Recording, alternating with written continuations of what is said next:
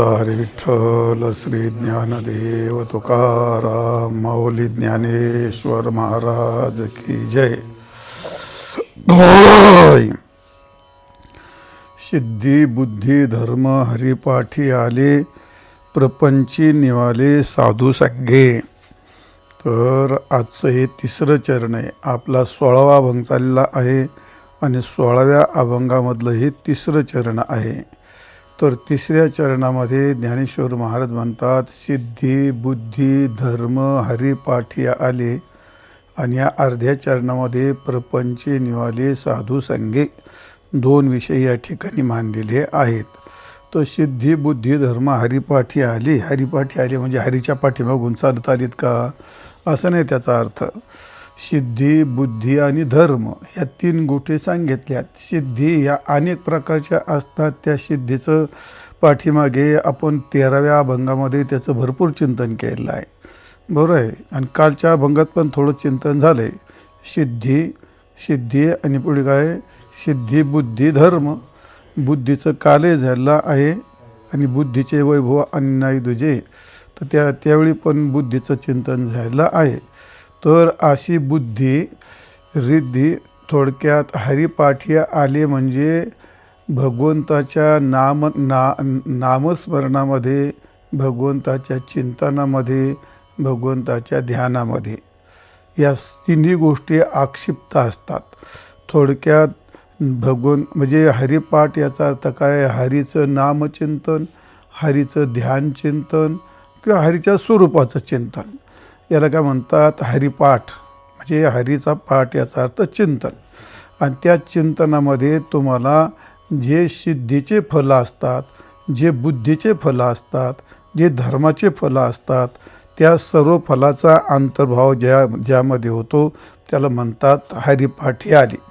म्हणजे सिद्धी बुद्धी धर्म हे हरिपाठ म्हणजे हरिनाम चिंतनामध्ये किंवा भगवन नामचिंतनामध्ये हे सर्व आक्षिप्त होतात, असा त्याचा अर्थ आहे. आणि हरिपाठ म्हणजे याचा अर्थ भगवंताचं नामचिंतन.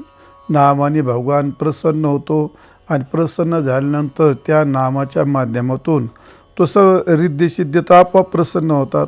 आणि त्याला बुद्धीचे वैभव आणि नाही दुजे आणि एकाकेशी राजे सकळ सिद्धी. त्याचप्रमाणे बुद्धीचा दाता लक्ष्मीचा पती. कोण देतो बुद्धी, भगवान देतो. तेषाम सततयुक्तानां भजतां प्रीतिपूर्वकं ददान बुद्धियोगंतम येन मामुपयांति ते. 10व्या अध्यायामध्ये भगवान असं सांगतात, तेषां सततयुक्तानां म्हणजे जे मला सतत भजन करतात, जे माझं नामस्मरण करतात, जे माझे भक्त आहेत, त्यांना मी ददान बुद्धियोगंतम तम जे येऊन मला प्राप्त होतात. म्हणजे असा भगवान बुद्धियोग देणारा आहे. म्हणजेच त्याला म्हणतात ज्ञानयोग सांख्ययोग. भगवान हे ज्ञान पण त्यांना देतो. पण भगवान प्रसन्न कशाने होतो, नामाने होतो. मग नामाने प्रसन्न झालं तर भगवान रिद्धीशी देतो, त्याला त्याच्या पाठीमागे लागतात, काल सांगितलं. आणि भगवान असा बुद्धियोगही देतो. पण रिद्धी सिद्धीचं चिंतन झालं आहे आणि बुद्धीचं पण चिंतन झालं आहे. समबुद्धी घेता याच्यामध्ये भरपूर वर्णन केलं आहे. आणि आता थोडंसं धर्माचं थोडंसं चिंतन केलं, फारसं कोण नाही केलं. आणि मग आता धर्म, भगवान नामाने धर्म कसा प्राप्त होतो, तर ही गोष्ट आता या ठिकाणी थोडंसं चिंतन करू. तर धर्म आणि कर्म हा काय प्रकार आहे, ही गोष्ट आपल्याला थोडीशी चिंतन करायची.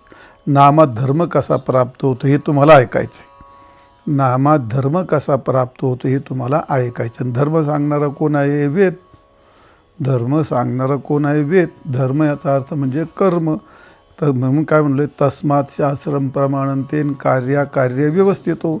ज्ञानेश्वर महाराज म्हणतात या ठिकाणी, जे कृत्याकृती व्यवस्था, काय कृत्य अकृत्य, करायचं न करायची ही व्यवस्था कुठं आहे, अनुष्ठाव्या पार्था शास्त्रच एक सर्वता प्रमाण तुझं. त्याकरता शास्त्रच एक प्रमाण आहे, दुसरं काय प्रमाण नाही. म्हणून तस्मात् शास्त्रम प्रमाणंते. माऊली म्हणतात, या कारणे पै बापा जया अति आपली कृपा, तेने वेदाच्या निरूपा आनन केजे. त्याने वेदाच्या निरूपाला म्हणजे थोडक्यामध्ये वेदाच्या आज्ञेला नाकारून चालत नाही, तर त्याचं कल्याण होतं. मग शास्त्र म्हणा, वेद म्हणा. शास्त्र म्हणजे काय? वेद. वेद म्हणजे काय? शास्त्र. आणि तेच कर्मधर्माचा निवाडा तुम्हाला सांगतं. तर असं या ठिकाणी वेदामध्ये काय सांगितलेले आहेत? 2 प्रकारचे कर्म सांगितलेले आहेत. पहिली कर्माचा विषय तुम्हाला सांगितला आहे भरपूर वेळा, पण आता इथं थोडंसं वेगळी संगती सांगायची आहे. तर 2 प्रकारचं, पहिली गोष्ट 2 प्रकारचं कर्म सांगितलेलं आहे. कोणतं? एक विहित आणि एक निषिद्ध. आणि विहित आणि निषिद्ध कोणाला कर्म सांगितले? ते दोन याला सांगितलेत. एक वर्णाला आणि एक आश्रमाला. वर्ण किती? 4 वर्णाला विहितही सांगितलं आहे, निषिद्धही सांगितलं आहे. आणि 4 आश्रमाला त्यांना पण विहितही सांगितलं आहे, निषिद्धही सांगितलं आहे. विहित याचा अर्थ नित्य, नैमित्तिक, काम्य आणि प्रायश्चित्त हे काय आहेत? विहित आहेत. याला म्हणतात करणी कर्म. विहित म्हणजे जे करावं ते, असं समजलं. मग त्याच्यामध्ये निषिद्ध असतात, जे करू नये ते. मग आता जे करू नये ते आणि जे करावे ते याचं तुम्हाला लक्षात आलं. मग आता जे वर्ण आहेत, ब्राह्मण, क्षत्रिय, वैश्य आणि शूद्र, हे 4 वर्ण आहेत. त्या 4 वर्णामध्ये विहितही येतात आणि निषिद्धही येतात. तर विहित कर्म जर त्यांनी केले आपल्या वर्णाप्रमाणे, तर ते कर्म केले तर त्यातून काय जन्माला येतो? धर्म. कर्मातून काय जन्माला येतो? धर्म. काही ठिकाणी क्रियेतून धर्म जन्माला येतो आपण पाहतो, आणि केवळ त्या कर्माला धर्म असं म्हटलेलं असतं. जे वाट्याला आलं कर्म असं तोच धर्म असतो. म्हणजे त्याचा अर्थ त्या क्रियेतून धर्म याचा अर्थ काय? पुण्य. विहित कर्म केल्यानंतर त्या कर्मातून एक अपूर्व निर्माण होतं, त्याचंच नाव असतं पुण्य. आणि निषिद्ध कर्म केले तर त्यातून काय होतं? एक अपूर्व निर्माण होतं, म्हणजे पूर्वी नसलेलं आणि आता निर्माण होणारं, त्याला म्हणतात पाप. समजलं का? म्हणजेच अधर्म. विहित कर्मापासून धर्म जन्माला येतो आणि निषिद्ध कर्मापासून अधर्म जन्माला येतो. म्हणजे या कर्मातून धर्म आणि अधर्म जन्माला येतात. तर मग हे सांगितले विहित आणि निषिद्ध वर्णाला आणि आश्रमाला. त्या 2 प्रकारात एक सामान्य धर्म आणि विशेष धर्म. विशेष म्हणजे त्या वर्णाला त्या आश्रमालाच करावे लागतात. जसे षटकर्म गृहस्थ्याला सांगितलेत. आणि ब्रह्मचारी धर्म गोकावी अक्षरे, हे अक्षर गोकायचं ब्रह्मचार्याला सांगितलं. हा कोणता झाला? त्याचा विशेष धर्म. हा काय झाला? त्याचा विशेष धर्म झाला. गृहस्थ्याचं हे काय झालं? विशेष धर्म झाला त्याचा. पण मग तसं त्यांना काय? सामान्य धर्म. सामान्य धर्म तो सगळ्यांना सारखाच वापरावा लागतो. त्याच्यामध्ये कोणाला काही कमी जास्त करता येत नाही. थोडक्यामध्ये सामान्य धर्म म्हणजे काय असतो? सामान्य म्हणजे यांनाही त्यांनाही तो समान वापरावाच लागतो, करावाच लागतो तो. म्हणजे 4 वर्णाला तो एकच असतो आणि 4 आश्रमाला एकच असतो. आणि निषिद्ध कर्म केले आणि विहित कर्म केले तो भाग त्याच्यात काय? सामान्य धर्मात काय तो येत नाही. सामान्य धर्म कोणतं? दारू पिऊ नये, चोरी करू नये, परस्त्रीगमन करू नये, हे काय? सर्वांना सारखं. शांती राखावी, शांती, क्षमा, दया, याला काय म्हणतात? सामान्य धर्म. आणि विशेष धर्म त्या वर्णाला आणि त्या आश्रमाला उद्देशून सांगितलेले जे असतात त्याला म्हणतात विशेष धर्म. असे सामान्य धर्म असतील, विहित धर्म असतील, म्हणजे त्याला कर्म म्हणतो आपण. कर्म त्याला मग गीतेमध्ये आलेलं आहे का नाही? तिथं कुठं सहज कर्म, त्याला सहज कर्म, स्वाभाविक कर्म, प्राकृतिक कर्म, नियत कर्म असे गेले ना गीतेमध्ये. मग नियत कर्म, प्राकृतिक कर्म, स्वभाव कर्म, सहज कर्म, हे सगळे काय आहेत? हे सर्व कर्म कधी कधी जर चुकीचे केलं तर अधर्म त्यातून निर्माण होतो, आणि योग्य केलं तर त्यातून धर्म पण निर्माण होतो. मग एकूण हे सगळे एवढे तुम्हाला कर्माचं प्रकरण सांगितलं, तर यातून काय निर्माण होतं? जे योग्य कर्म केलं तर त्यातून धर्म निर्माण होतो. पण हे एवढं करत असताना हे किती कटकट आहे? ते काय साधी कटकट नाही ना. मग हे सगळं एवढं केल्याच्या नंतर त्यातून धर्म निर्माण होतो, म्हणजे पुण्य निर्माण होतं. तर ज्ञानेश्वर महाराजांचं म्हणणं आहे, एक नामस्मरण जर केलं तर हे सगळे जेवढं ज्याच्यात तुम्हाला प्राप्त होतं तेवढं एका नामस्मरणात प्राप्त होतं. हे सगळे कर्माचं फल एका नामस्मरणात प्राप्त होतं. सिद्धी, बुद्धी, धर्म हरिपाठी आली. सगळं हरीच्या जसं समुद्रामध्ये सर्व तीर्थाचा समावेश असतो, आलं की नाही. अमृतामध्ये सर्व रसाचा समावेश असतो. सर्व हरिनामामध्ये सर्व कर्माच्या फलाचा काय असतो, समावेश असतो. त्याच्याकरता वेगळं करायचे काही गरज नाही. आणि म्हणून मला म्हणतात हरिपाठी आले नामाचं. धर्मस्य तत्व नियतं गुहाया. धर्माचं तत्व हे फार गूढ असतं. आपण नेहमी सांगतो या ठिकाणी किंकर्म किमकर्मेती कवया आपी अत्र मोहितः. तिथं कवी मोहित होतात, पण नामस्मरणात तशी गोष्ट नाही. म्हणजे नाम जपाने जो धर्म निर्माण होतो, नाम पुण्य निर्माण होतं. हरिमुखे म्हणा पुण्याची गणना कोण करी, गेले काही नाही पुढे. आणि म्हणून नामदेव यांनी असं म्हटलं आहे, सर्व धर्माचं जे मूळ आहे, सर्व धर्म आचरण करून जे तुम्हाला इष्ट प्राप्त होतं ते नामस्मरणीसुद्धा ते इष्ट प्राप्त होतं. नामदेव महाराज म्हणतात अहर्निशी नाम जपा श्रीरामाचे, जे सकळ धर्माचे मुकुटमणी. सर्व धर्माचं मुकुटमणी कोण आहे, ते नामस्मरण.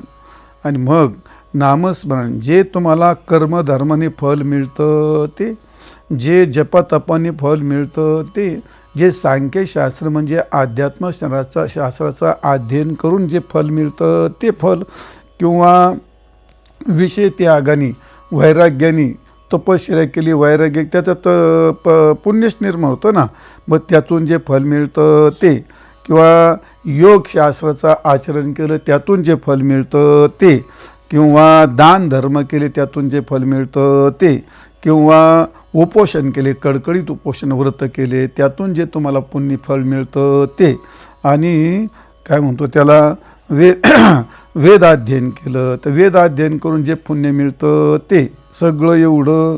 आणि सत्य त्याला पुन्हा काय म्हणतो, सत्य आचरण, वाणीने सत्य बोल, हे एक व्रत असतं ना. हे असं एवढे सगळे फलं तुम्हाला सांगितले, ते सर्व फलं नामस्मरण हे प्राप्त होतात. नाथ महाराज म्हणतात, जे पाविजे स्वधर्म कर्मादरे, जे पाविजे निर्बंध तापाचारे, आणि जे सांख्य ज्ञान विचारे पाविजे निर्धारे ते वस्तू, हे सगळं याच्यापासून जे पाविजे विषय त्यागे, म्हणजे सगळ्या विषयाचा त्याग करून वैराग्य धारण केल्यानंतर त्याला जे पुण्य होतं ते एक, जे पाहिजे अष्टांग योगे, ज्या अष्टांग योगाचं म्हणजे थोडक्यात योग फार कठीण क्लिष्ट असतो, त्या योगाचं आचरण केलं, योग साध्य केला, आणि त्यातून जे तुम्हाला फल मिळतं ते.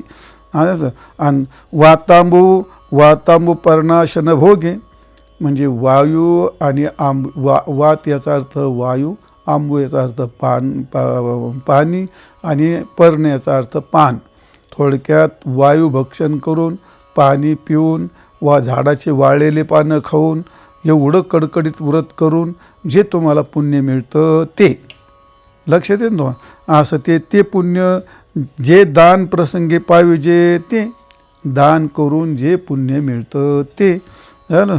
जे साध्य वेदाध्ययने, जे तुम्हाला वेदाचा अध्ययन करून पुण्य मिळतं ते, किंवा जो धर्म त्यातून निर्माण होतो तो धर्म म्हणा, पुण्य म्हणा. जे साधे सत्यवचने, सत्यवचन करून व्रत स्वीकारल्यानंतर जे तुम्हाला फल मिळणार आहे ते. जे साधे अनेक साधने, जगातले सगळे साधनं केले आणि त्यातून जे प्राप्त होतं ते मद भजने पाहिजे. भगवान सांगतात ते माझ्या भजनाने माझ्या नामस्मरणाने तुम्हाला सहजरित्या प्राप्त होतात. आणि म्हणून काय सर्व साधनांचे सार आणि भवसिंधू तरी पार. नामाची गोष्ट अशीच आहे. म्हणून नामाचं हे विशेष प्रकारचं फल आहे. न साधिता साधन साकडे, काही कटकट करू नका, संकट घेऊ नका, कोणतं साधन करू नका. नुलंघिता गिरी कपाटकडे, काय गिरीत जाऊ नका, कपाट म्हणजे गुहा पाहू नका, डोंगराचे कडे उलटे पालटे करू नका. ही सकळ फळे येते दारापुढे, ठाईचं भविष्य करा एकचित्त आणि आवडी अनंत आळवा. रामकृष्ण हरी विठ्ठल केशवा. धन्य काय न लगती सायास जाय वनंतरण, सुखे येतो घरा, असं आहे. त्याला म्हणतात फळे येते दारापुढे, जय माझी आतुडे निज भक्ती. ज्याला भक्ती प्राप्त होते, नामस्मरण करतो, त्याला हे सर्व फलं प्राप्त होतात. म्हणून त्याला काय म्हणतात, सिद्धी बुद्धी धर्म, हे सगळे धर्म हरिपाठात नाम हरीच्या चिंतनामध्ये, नामाच्या चिंतनामध्ये हे सर्व प्राप्त होतात. म्हणून वारकरी संप्रदायामध्ये सगळ्यात श्रेष्ठ धर्म कोणता सांगितलेला आहे? सगळ्या धर्माचं कारण कोणतं विष्णू सहस्रनामामध्ये काय म्हटलेलं आहे? को धर्म सर्वधर्मानां भवतः परमो मतः किंजपन मुच्यते जन्म संसार बंधनात. आहे का नाही? किंजपन मुच्यते जंतु म्हणजे मनुष्य. किम जपन मुच्यते, कोणता जप केल्यानंतर? जन्म संसार बंधनात, म्हणजे जन्मरूपी संसार बंधनातून जो मुक्त होतो असा तो कोणता जप आहे? को धर्म, हा कोणता धर्म? सर्व धर्मानां, म्हणजे सर्व धर्माचा जो धर्म आहे असा कोणता धर्म आहे की तो सर्वात श्रेष्ठ आहे? तर तो कोणता तिसरा धर्म नाही. तर येश मे सर्व धर्मानां, विष्णू सहस्रनामामध्ये आलं ना, येश मे सर्व धर्मानां धर्मोधिकतमो मतः, सर्व धर्मापेक्षा अधिक धर्म यद्भक्त्या पुंडरीकाक्षो स्तवैः रचन नर सदा. नेहमी त्या भगवंताचं भजन करणं, पूजन करणं, नामस्मरण करणं. आणि म्हणून त्याला म्हणतात सकळ धर्माचे कारण. ज्ञानेश्वर महाराज अभंग आहे ना, सकळ धर्माचे कारण नामस्मरण हरिकीर्तन. सकळ धर्माचे कारण नामस्मरण हरिकीर्तन. दया क्षमा समाधान संतजन साधिते. निज धर्म हा चोखडा, नाम उच्चारू घडोघडा.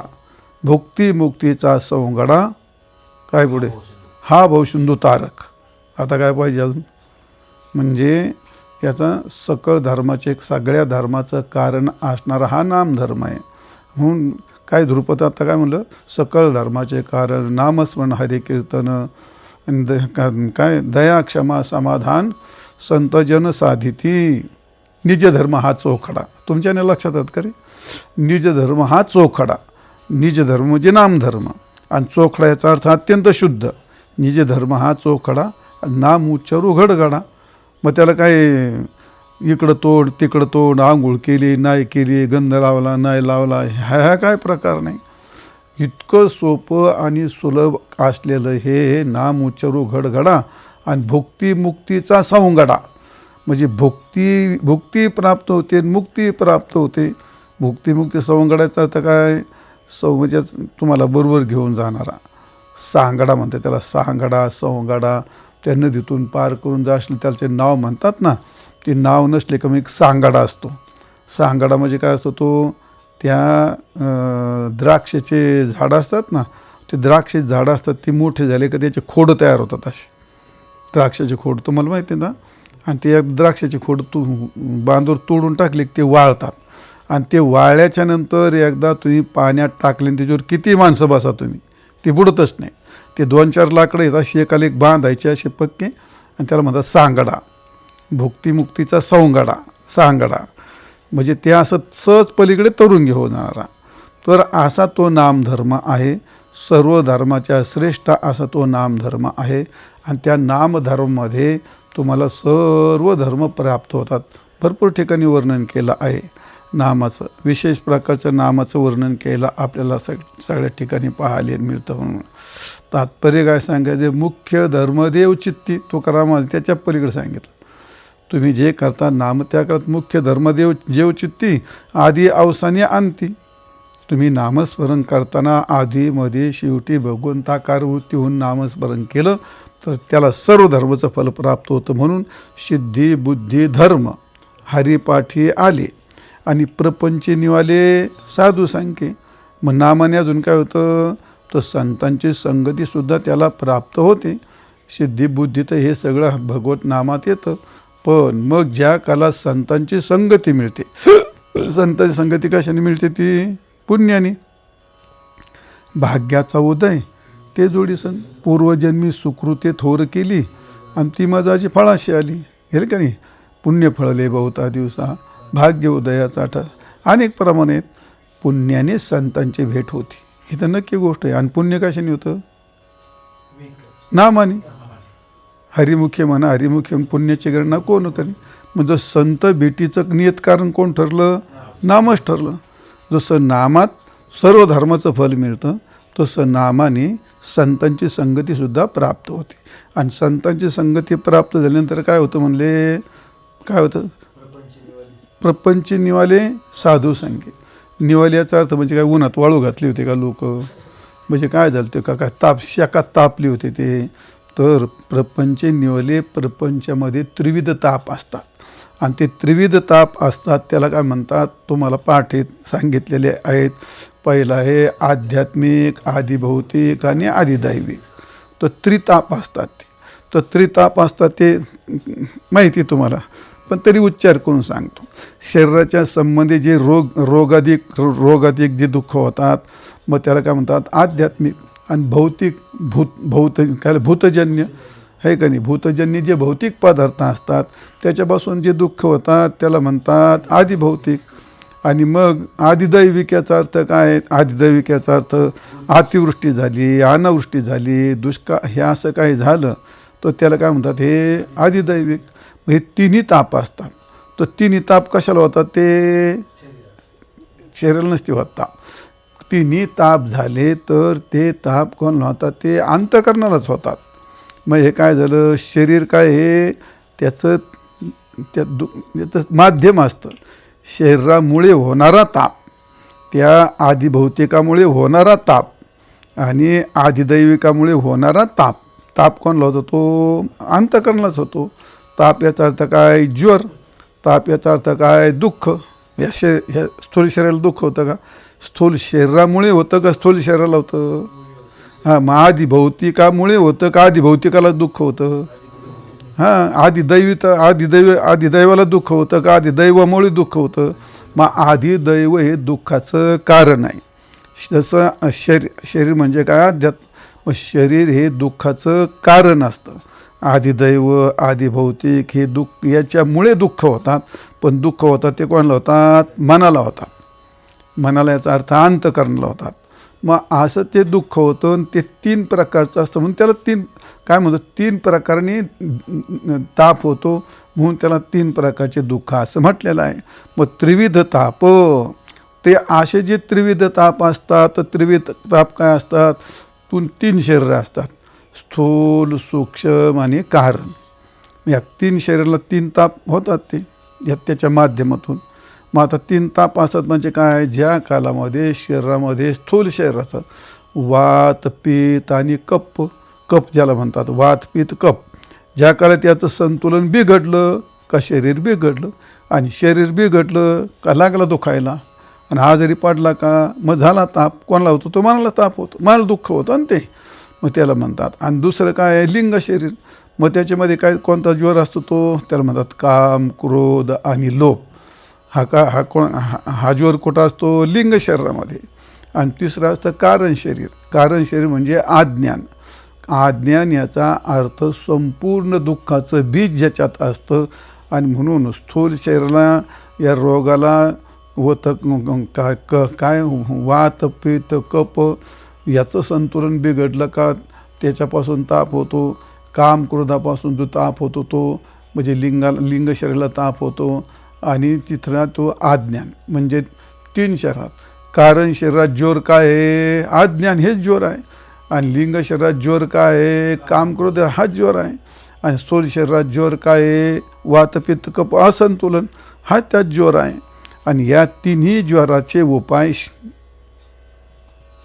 समाजामध्ये आहेत की नाही. मग शरीराचं वात, कफ बिघडलं तर डॉक्टर नीट करतोय की नाही, करतो. आणि काम क्रोधाची गोष्ट तर त्याचे काय औषध जगात कोणी डॉक्टर नाहीत ती. मग हे सगळे जरी औषधाने जरी नीट झालं तर ते कायमचं नीट होतं का, सगळ्यांचं होत नाही. आणि काम क्रोध ते जगात कोणाचा उपाय आहे का, नाही. मग ह्या तिन्ही तापावर जे मूळ कारण असतं अज्ञान, त्याची निवृत्ती करण्याकरता संतांची संगती. आणि संतांची संगती जर झाली तर त्याच्या तिन्ही तापाची निवृत्ती होते. हे आता अनुभव पण आहे. आणि दुसरी गोष्ट संतांचे प्रमाण पण आहेत. संत संगतीमध्ये गेल्यानंतर माणसाला काही दुःख होतं कधी नाही. आता आपल्या आश्रममध्ये लोकाला सगळ्या प्रकारचे ताप आहेत. तुम्हाला कोणता ताप आहे, कोणता ताप नाही. आमरस खायला मिळतो, झोपायला चांगलं ठणठणीत असतं. आता काही अडचणच काही नाही, ताप व्हायचं काही कामच नाही ना काही. कीर्तनात बसला, आता विनोद सोडा, हा विनोदाचा भाग आहे, पण कीर्तनात बसला एखादा प्रपंचातला माणूस आला, खूप दणदण करून आला, मग 2 तास कीर्तनात बसला, 2 तास कीर्तनामध्ये त्याला तो आनंदीच असतो की नाही, त्याला कोणता ताप असतो? नसतो ताप त्याला. म्हणून कारण संतांची संगती, संतांच्या संगती, वैष्णवा संगती सुख वाटे जीवा, नानिक मे देवा. काय नाही, मी दुसरं काय जाणत नाही, तिथं मला दुसरी गरज नाही. संतांच्या वैष्णवाच्या संगतीत मला सुख वाटतं. अनेक प्रमाण आहेत असे. सर्व सुखे ओळली, सर्व सुखे ओळली या ठिकाणी संतांच्या जवळ सर्व सुखे, सर्व सुखे आजी येथेची ओळली आणि संतांची देखील चरणांबुजी, असं आहे म्हणून तुकाराम महाराज म्हणतात. पाप ताप दैन्य जाय उठा उठी आणि झालिया भेटी. उठा उठी जाय म्हणजे ते तावडतो संतांची भेट झाली होती, ते झोपेतून उठतात आणि लगेच पाळतात असं नाही. उठा उठी म्हणजे एकदम निघून जातात, ते पुन्हा त्याची प्राप्ती होत नाही. म्हणजे याला म्हणतात हरिदासाची भेट झाली, संतांची भेट झाली म्हणजे विवेक जागा होतो. विवेक जागा होतो म्हणजे श्रवण होतं, नामस्मरण होतं. असं तुकाराम व्हावे त्यांचे द्वारी स्वान याती, तेथे राम नाम होईल श्रवण, घडेल भोजन उच्चिष्टाचे. तुका म्हणे सर्व सुख त्या संगती आणि घडेल पंगती संतांच्या संगतीमध्ये. हे सर्व या संताशी भेटता हरे संसाराची व्यथा आणि पुढता पुढती माथा वरी त्यांच्या ठेविता. ज्ञानेश्वर मानचा अभंग आहे. म्हणजे सगळे पाप ताप दैन्य जाय उठावठी. तुकाराम दुसरं काय प्रमाणे ते आपण ते येतं, तुका म्हणे जाती आणि तापदर्शने विश्रांती, आहे काय? तापदर्शने विश्रांती. धन्य आज दिन संत दर्शनाचा, अनंत जन्मीचा शिन गेला. पुढे मज वाटी त्याशी आलिंगन द्यावे, कदा न सोडावेच. अनेक प्रमाण आहेत असे या ठिकाणी. म्हणून तात्पर्य नामस्मरणी संतांची भेट होती आणि त्रिविध तापाची निवृत्ती होती. नामस्मरणाने संतांची भेट होती, संतांच्या भेटीमध्ये त्रिविध ताप असते ते. म्हणून प्रपंची निवाले, प्रपंचातले जीव जे संसार तापाने संतप्त झालेले असतात, ते संतप्त झालेले जीव संतांच्या संगतीमध्ये, संतांच्या भेटीमध्ये सर्व ताप जाऊन ते तापमुक्त होतात. त्याचं कारण हरिपाठच आहे, म्हणजे भगवंताचं नामच आहे. तात्पर्य भगवन नामाने रिद्धी तर सगळी पाठी लागते, आपली सिद्धी सर्व प्राप्तच होतात. पण त्याला साधुसंत त्याला किंमत देत नाहीत. बुद्धीही प्राप्त होते. थोडक्यात नामस्मरणात रिद्धीसिद्धीचंही फल प्राप्त होतं, बुद्धीचंही फल प्राप्त होतं, सर्व धर्माचंही फल प्राप्त होतं, संतांची भेट होते आणि त्रिविध तापाची निवृत्ती होते. म्हणून माऊली म्हणतात सिद्धी बुद्धी धर्म हरिपाठी आले आणि प्रपंचे निवाले साधू संघे. त्याचं कारण का? माऊली म्हणतात ज्ञानदेवी नाम रामकृष्ण ठसा आणि येणे दश दिशा आत्मा राम. ज्ञानदेवी नाम रामकृष्ण ठसा. माऊली म्हणतात माझ्या अंतकरणामध्ये एक राम नामाचा ठसा बसला आहे आणि ज्याच्या वृत्ती ज्याचा ठसा बसतो ती वृत्ती तद्रूप होती. वृत्ती ज्या विषयाशी एकरूप झाली त्या विषयाचा ती वृत्ती त्याच विषयाला ग्रहण करते आणि ग्रहण केल्यानंतर त्या वृत्तीला तोच विषय जाणला जातो. बरोबर आहे का? तोच विषय जाणला जातो. त्याचं कारण जसं आपण डोळ्याला जर हिरवा चष्मा लावला तर हिरवं दिसतं आणि लाल चष्मा लावला तर तसं वृत्ती ज्या विषयाकार झाली ती वृत्ती त्याच विषयाकार झाली त्याला तिचं ज्ञान होतं का नाही. मग सर्पाकार जर झाली त्याला तर सर्पाचं ज्ञान होतं आणि त्या रजतकार जर झाली तर ती रजताचं ज्ञान होतं. जगतकार झाली तर जगताचं ज्ञान होतं. तशी परमात्माच्या आकारकार जर वृत्ती झाली तर ज्ञान कशाच होईल? ते परमात्म्याचं ज्ञान होईल. म्हणून तसं हरीची या दासा आणि हरिदा ही दिशा भावे जैसा तैसा हरिदिशी. जसा जसा भाव असेल त्याला तसा दाही दिशाला हरी दिसतो. त्याचं कारण जर त्याची वृत्ती हरिरूप झाली तर जे दृष्टी दिसे आणि ते जशी वृत्ती झाली तसं त्याला बाहेर रूप दिसतं आणि म्हणून एक मुख्यत्वे भगवत भक्ती हा विश्वास धरिता चित्ती भगवतपर झाली वृत्ती सर्वभूतिमत भाव जे जे दृष्टी देखे आपण थोर अथवा सूक्ष्म सान ते हरीचे निज दर्शन सहजे भजन अहेतुक माझे निज भजन तुटे भेद आणि स्वयेच तेथे प्रगटे आभेद बोध तेने ओसंडे परमानंद आणि स्वानंद कंद स्वयंभ. ज्या कालामध्ये माझं भजन केलं तर मद्रूपच वृत्ती होते आणि मद्रूप वृत्ती झाली का त्याला संपूर्ण जिकडे तिकडे तेज तेज दिसतं त्याला. असा प्रकार आहे. सर्व भूती भगवंत पायी आणि भूती भगवंताचे ठाई. सर्व भूतामध्ये त्याला काय दिसतो जे जे दृष्टी दिसते ते हैरूप. याचा अर्थ काय सर्व भूतामध्ये परमात्माच दिसतो. हे आघवे देखे जो स्वदेही आणि स्वस्वरूपी पायी. ज्याने एकदा आत हैरूपच झाला तर त्याला पुढचं सुद्धा काय दिसणार आहे हैरूपच दिसेल. त्यामुळे ज्ञानदेवी नाम रामकृष्ण ठसा आणि येणे दिशा आत्माराम म्हणजे परमात्मा. तो सर्व दाहे दिशेला तोच मला दिसतो आहे. तुकाराम जेथे जेथे देखे तुझीच पाऊले आणि त्रिभुवन संचले विठ्ठलागा. जेथे जेथे तुझीच पावले दिसतात म्हणजे तुझं स्वरूप दिसतं. याचाच अर्थ नामस्मरणाचा परिणाम आहे. करू हे कीर्तन राम नारायण आणि जनी जनार्दन तेच देखे. सर्वत्र परमात्मा दर्शन होणं अनेक वेळा सांगितलं. हे समजतं हे वासुदेव वगैरे आपण सांगितलेलं आहे. आणि म्हणून नामस्मरणाचा ठसा जर अंतकरणावरती मनावरती जर उठला थोडक्यात तद्रूप जर वृत्ती झाली तर त्याला दाही देशाला परमात्म्याचं ज्ञान होतं म्हणजे व्यापकतेचं ज्ञान होतं. असं नामस्मरणाचं महत्त्व सांगणारा हा आपला आजचा 16वा अभंग समाप्त झाला. पुंडलिक वरदा हरिविठ्ठल श्री ज्ञानदेव तुकाराम माऊली ज्ञानेश्वर महाराज की जय.